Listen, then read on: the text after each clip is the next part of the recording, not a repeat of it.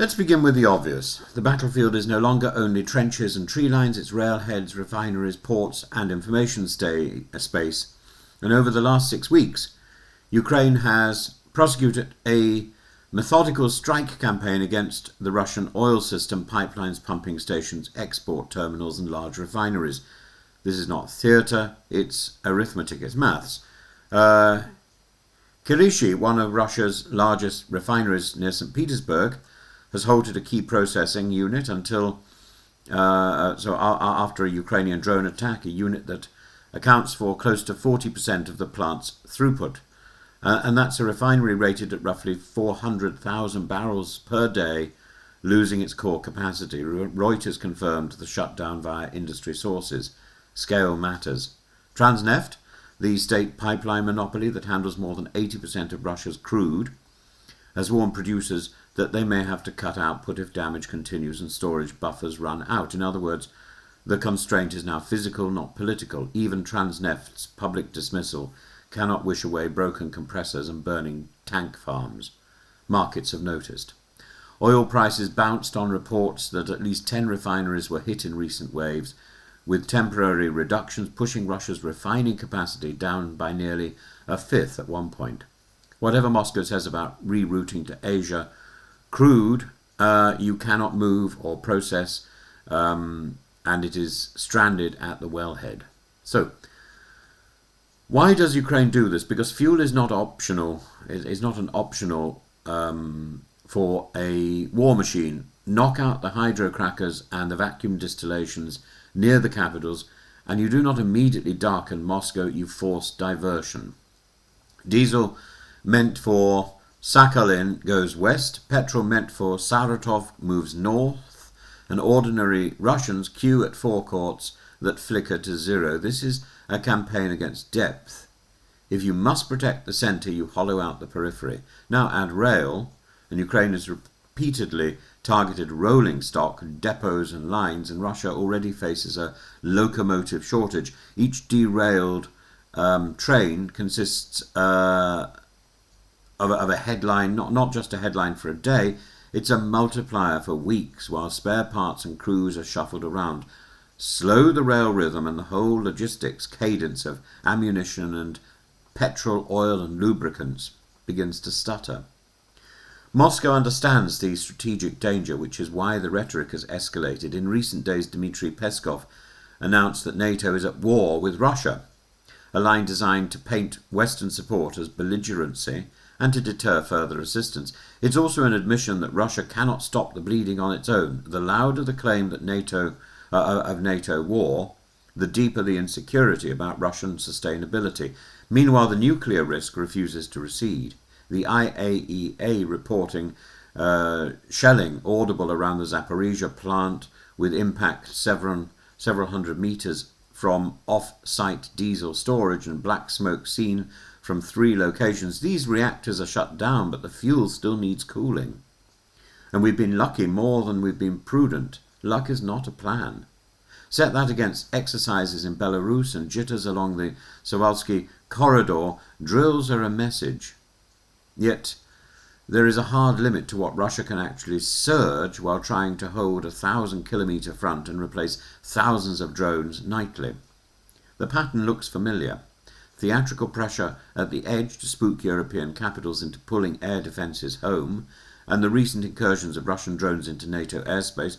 These were probes, tactical in hardware, strategic in intention, to force the alliance into self-deterrence. The correct answer is not retreat, it's a layered air defence at home, plus more capacity for Ukraine, including interceptor drones and additional systems to free Ukrainian batteries for smaller cities. Which brings me to the personal front of this war, the information fight and the Kremlin's recent fixation on my friend Caolan Robertson. Why spend prime-time media, why spend prime-time state media attacking a YouTuber who films bomb craters and fuel depots from the Ukrainian side? Because the picture now emerging is mortally awkward for Moscow. You cannot deny a statistic. It's harder to mock a smouldering distillation column. The method is old. Pick a voice with reach, question motives, then misframe the facts. When Robertson shows an emptied-out city centre hit by a glide bomb, the counter is not to contest the strike, but to nitpick the emptiness, as if evacuation somehow sanitizes destruction. When he documents cues, the line becomes staged or Western spin. When he reports a refinery fire, the talking point shifts to his hair, his biography, his past. The objective is not truth, it's corrosion of attention, of empathy, of stamina. And there's a reason why these hit pieces proliferate now. The field balance is not decided by map arrows alone. It is decided by whether the European public, by whether the European public tolerate one more tranche of interceptors for Kyiv rather than pulling them back to Warsaw or Bucharest. It's decided by whether legislators believe Ukraine's refinery strikes actually change Russian behaviour and budget flow. It's decided by whether citizens see burned storage tanks and conclude correctly that this is what effective pressure looks like. 3 more points. Firstly, strategy. Ukraine's long-range unmanned systems have reached a scale where swarms can saturate layered air defence and bypass point protection.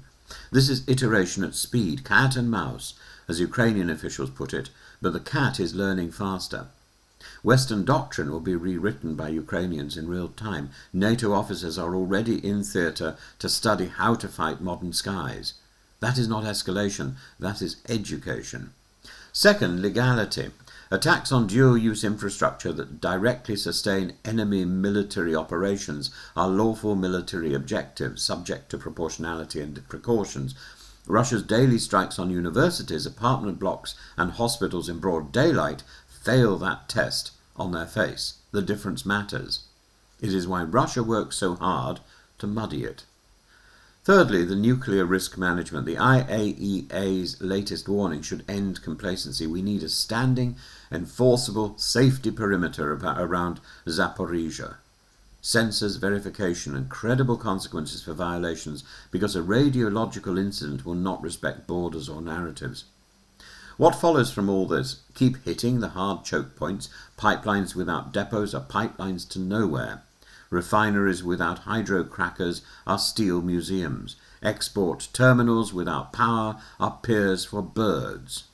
The campaign is working precisely because it exploits Russia's lack of spare capacity. Expand Ukraine's defensive kill net over cities and rails with more interceptors and counter-UAV systems. Every missile Ukraine does not need to fire at a Shahed is a missile it can fire at an ammo dump. Match truth with tenacity in the information space. When state TV spends minutes attacking a field reporter, take it as proof of impact, not a reason to retreat. The correct response is more documentation, more verification, fewer adjectives. Let's close with a simple contrast.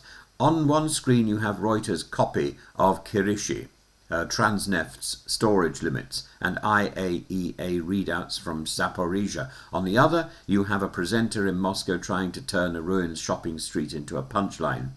One screen is supply, risk and physics, the other is theatre and emptiness. Only one moves the war's outcome.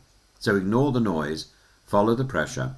When refineries shut, budgets shrink. When budgets shrink, artillery falls silent. And when artillery falls silent, Ukrainians go home. The war is over.